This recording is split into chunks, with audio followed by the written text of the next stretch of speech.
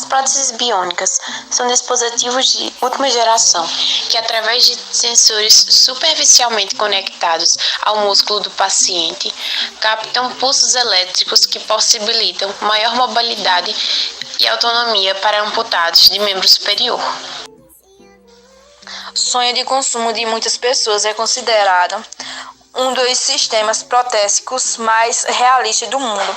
A prótese biônica ajuda a restabelecer de forma natural o movimento fisiológico do membro amputado.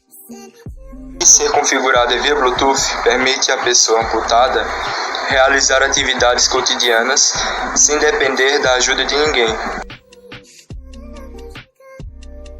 O Gêmeo X3 beneficia-se de uma combinação única de tecnologia, funcionalidade e uso intuitivo. Com este sistema de prótese de perna, é possível uma réplica praticamente natural da marcha humana fisiológica. O Gêmeo X3 abre possibilidades totalmente novas: tomar banho, nadar ou trabalhar.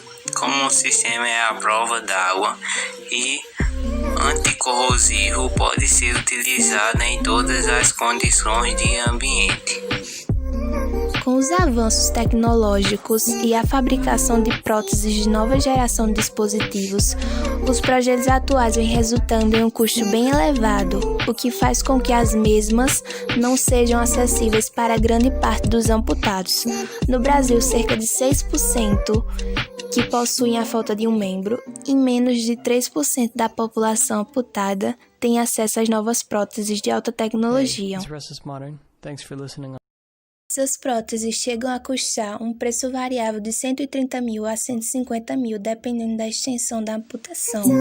Então, as novas oportunidades estão por vir e a inteligência artificial só vem aprimorando e proporcionando uma nova vida para os amputados. O grande avanço que faltava nessa tecnologia era a interação da biologia com a mecânica, e esta barreira tem sido quebrada a cada década. Em breve estaremos aptos, de forma universal, a devolver ao corpo a sua capacidade.